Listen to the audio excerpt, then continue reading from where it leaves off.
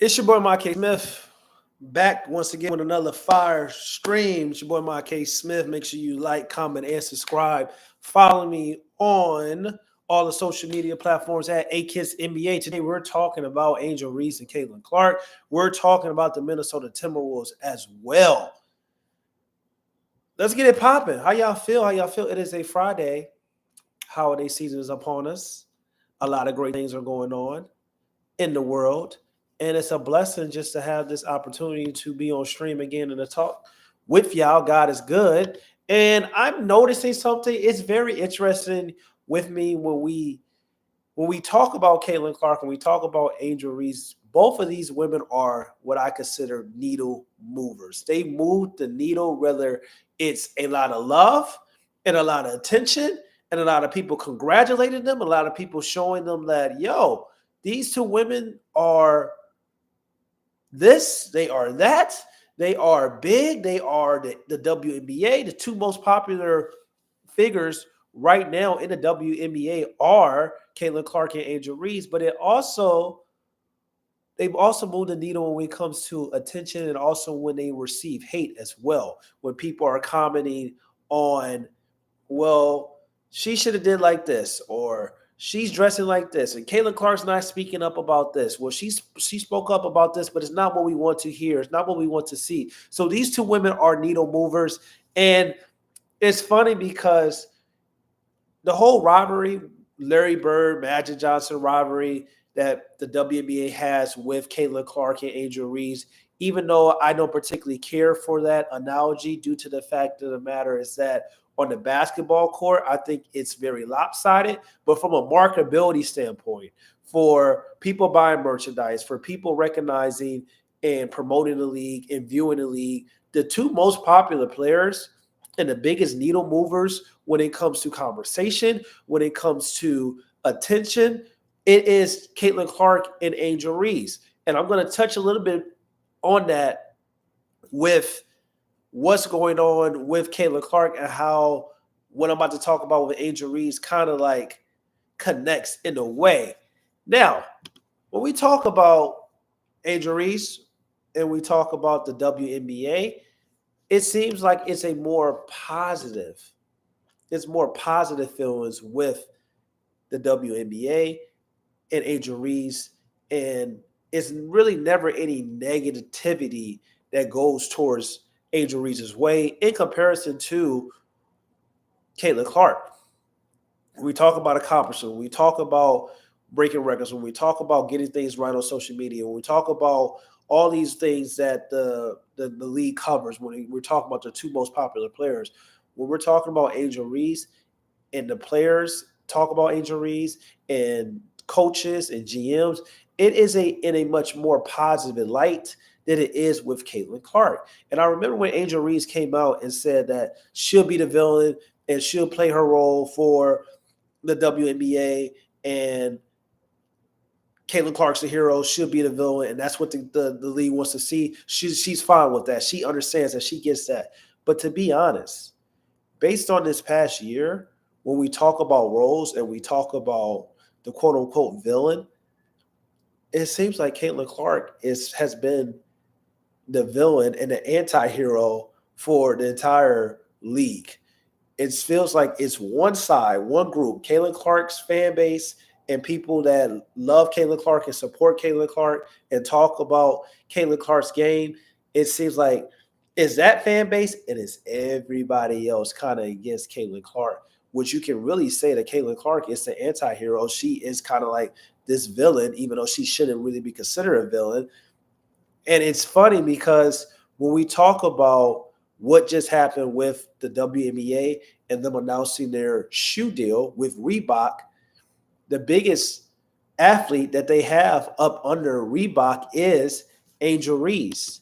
So this comes at a time where the Mystics minority owner came out and said in an interview in CNN that instead of Caitlin Clark being on the Times Sports Athlete of the Year, it should have been the entire WNBA.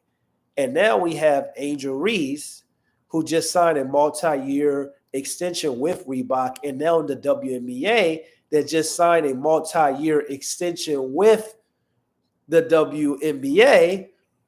It's just funny that it comes at the same time, literally a few days later, after the missing minority owner coming out and saying that how she feels that the WNBA should have been highlighted instead of just one person. And now we got Angel Reese, now we got the WNBA, now we got Reebok. They're all kind of collectively benefiting off of this partnership with Reebok. So it's very interesting. It's very, very interesting. Once again, Angel Reese signed a multi-year contract extension with Reebok, includes a signature shoe that's going to release in 2026. And the WNBA just signed a multi-year extension with Reebok to be their shoe donor for basketball.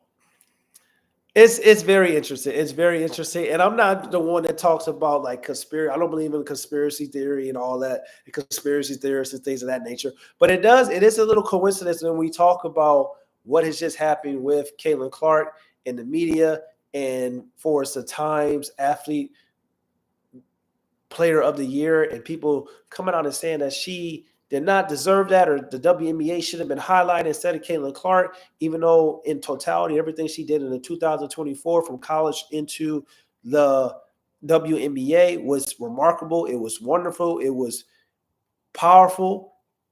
Of course, she deserved it, but this coming out, then you had a owner say this about Caitlin Clark, and then literally less than a week later, the WNBA, Angel Reese, and Reebok have a partnership for a shoe deal when merchandise sales and jerseys are sponsored by Nike. It kind of doesn't make any sense. And they just signed their multi-year extension with Nike in October of 2024. They signed a 12-year partnership extension with the NBA, the WNBA, and the G League, which will design and manufacture the NBA, the WNBA, G League uniforms and on-court apparel through 2037, which will remain exclusive to on-court uniform and apparel provider for an additional 12 seasons. So they just did an extension for a 12-year partnership. So this partnership with Reebok is kind of hilarious, and it comes on the eve of the mystic owner saying that the WNBA should have been on the Times Athlete cover instead of Caitlin Clark.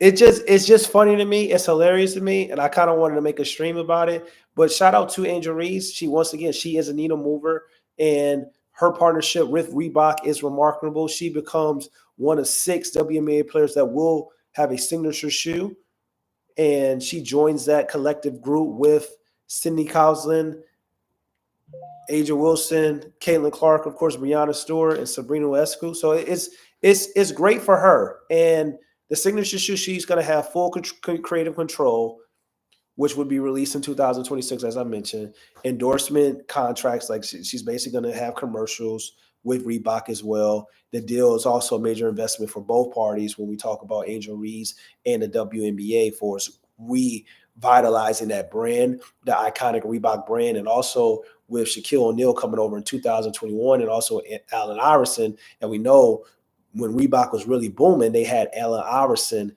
as their lead ambassador, and he really made Reebok cool, really made Reebok exciting, and the shoes used to be fire back in the day. So now they're looking at Angel Reese, who is more connected to the culture, more connected to Black culture, more connected to Black women and fashion and all these great things. It has her own podcast. It has several endorsement deals outside of Reebok and also just outside of her salary. She gets paid to be this big time influencer outside the game of basketball. So it makes sense that if you want to revitalize and have a brand revival, that you kind of roll and sign Angel Reese because the brand has been struggling in recent years. So, and this is going to help. So, but on-court representation,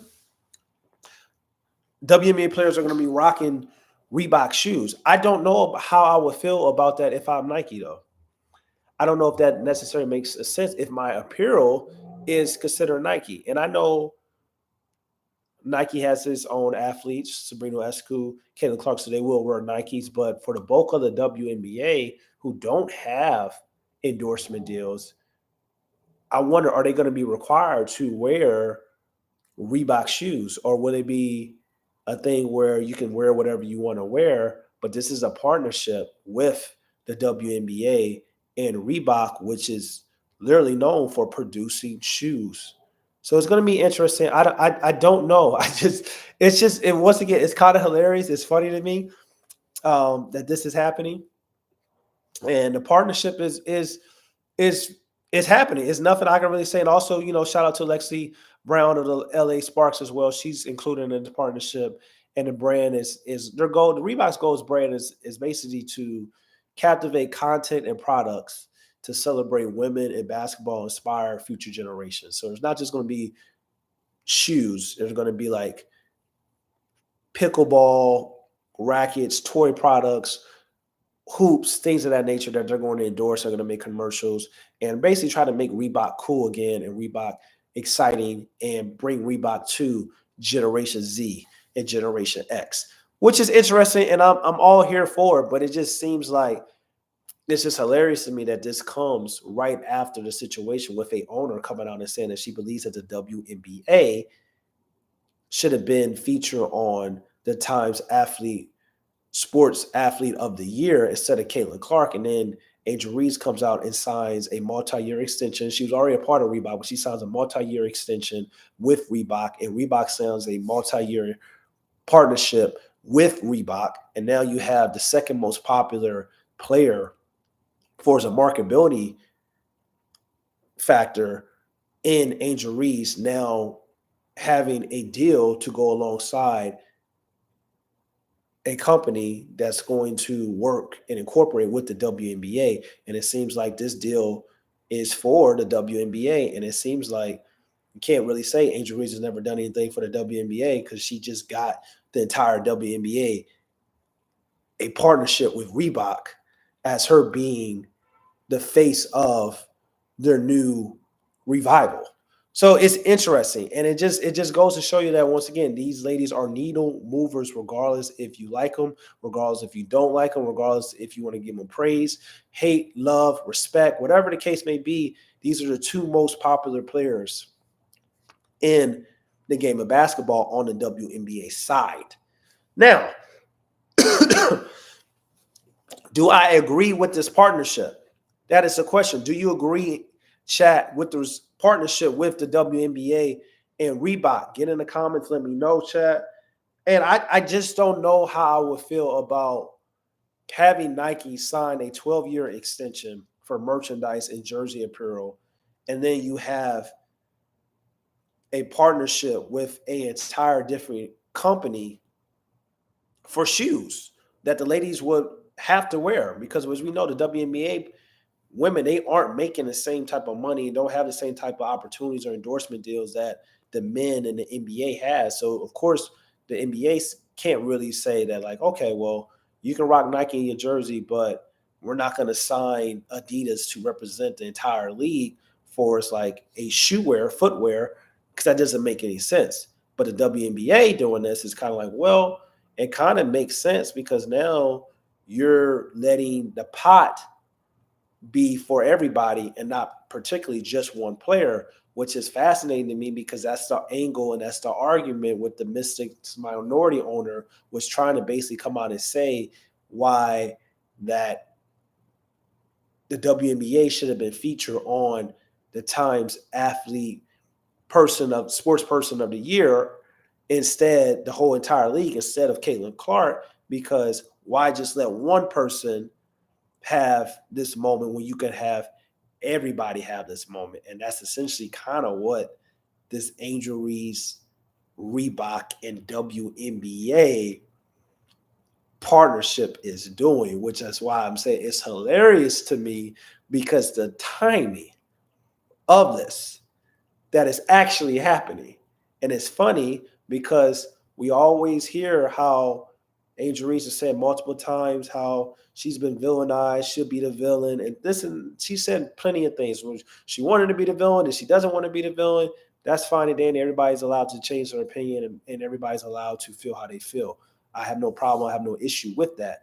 But it's hilarious to me because, to be honest, as you listen to people talk about Caitlin Clark, you listen to all the pettiness that's going on with Caitlin Clark, you listen to when she tries to speak out and be an advocate for everybody within the league, it seems like everybody is so kind of against her and kind of villainizing her. And it seems like she is the villain when she should be, I'm not going to say hero, but she should be the one that should be celebrated, that should be talked about, that should be complimented, that should be not put on a pedestal, but should be deemed as one of the biggest reasons why the WNBA is going to have experience growth we never seen before until this year, but also be seen as the future of the WNBA in the face of the league.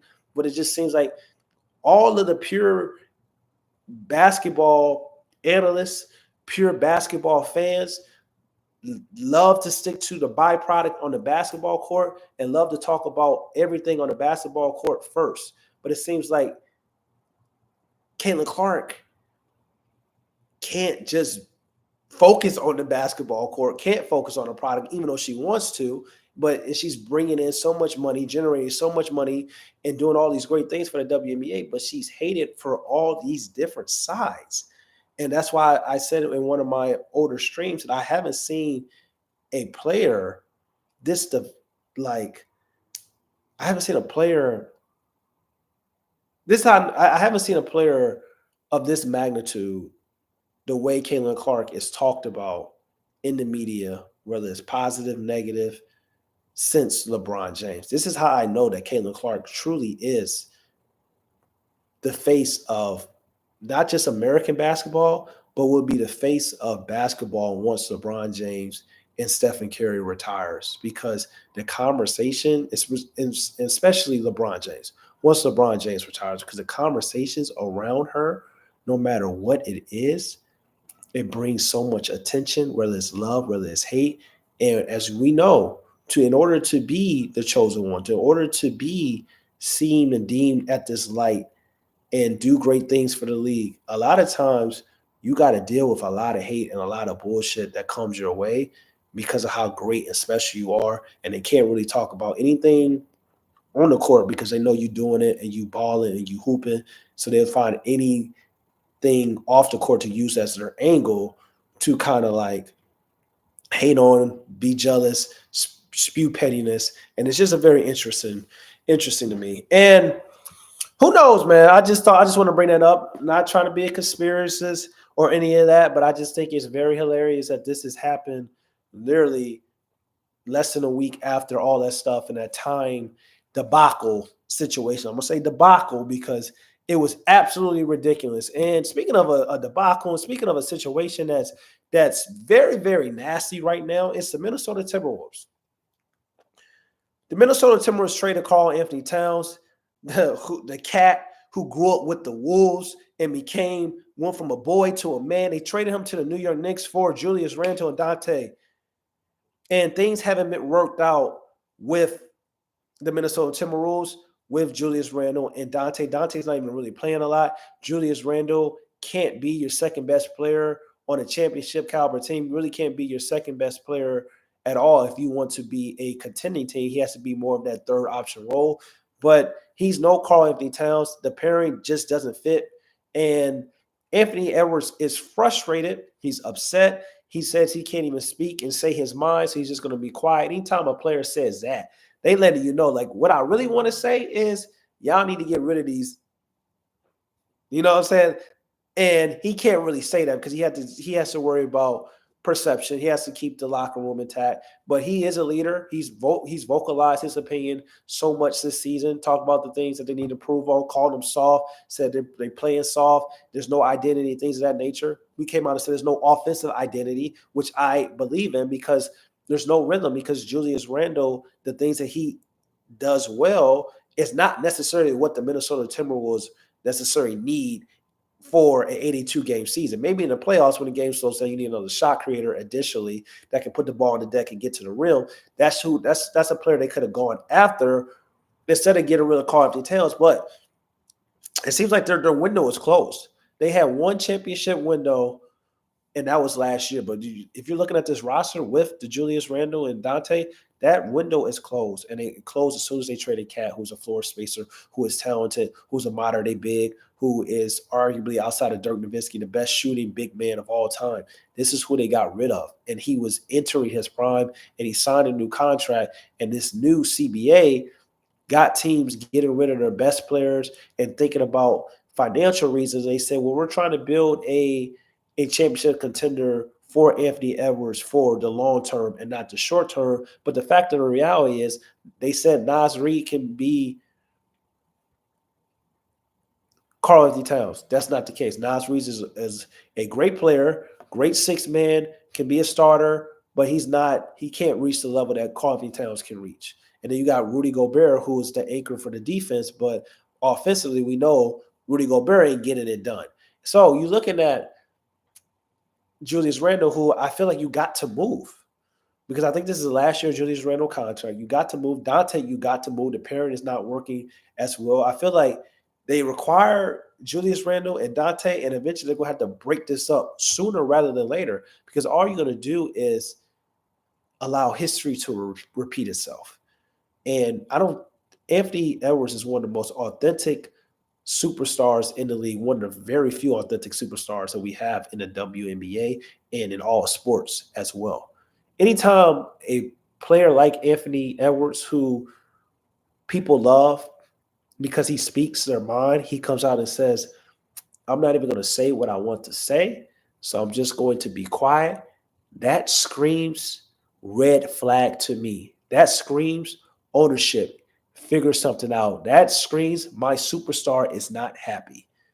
And he's not happy because of the fact that you traded Karl Anthony Towns, a franchise cornerstone, a franchise player who had a great partnership and pairing with Anthony Edwards, and they worked really well off each other, and their play styles matched and fit very well. You have this uber slashing, hybrid athletic shot maker, 3-level two-way player in Anthony Edwards that can score in a variety of ways, and you got a moderate big that can stretch the floor and give him space in order to cook. They needed a additional shot creator and additional wing player, but you don't trade Karl Anthony Towns for a Julius Randle type of creator. That made no sense. But they did that because of the new CBA, and they wanted to get off this boy's contract, and they got off this boy contract, and they basically went from a contender to a team that's going to probably just be fighting their lives this season to make the play-in. You have to do something. You have to make moves. Or once again, history is going to repeat itself. History is going to repeat itself when you have superstar type talents, great young players, and you can't build a championship group around, and then these players end up leaving and going to have success somewhere else. Andrew Wiggins went and won a championship and was arguably the second best player in that finals run with Golden State in 2022. Zach LaVine, who's gone out with the Chicago Bulls and became an all-star, an extremely underrated, talented player who can be possibly a second or third option in the right situation, but really a third option on a championship contender, and does a lot of things very, very well. And then you just lost Karl Anthony Towns, who is thriving with the New York Knicks and has really allowed the New York Knicks to become a legitimate championship contender. History will repeat itself. And then we can go further back with Kevin Garnett, who stuck it out. Just for Kevin Garnett to say, finally, I got to leave. I can't win a championship here. I tried. Went to the Boston Celtics first year and won a championship.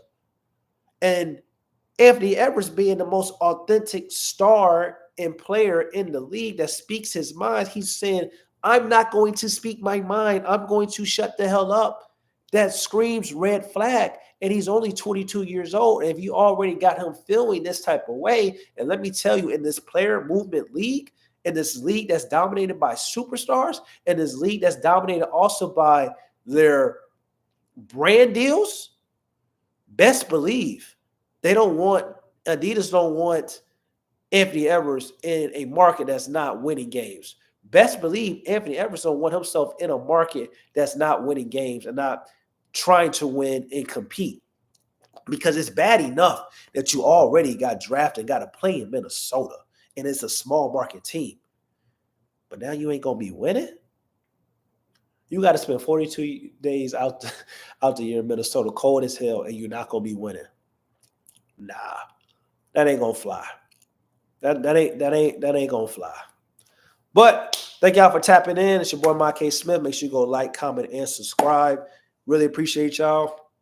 I'm gone, man. Peace.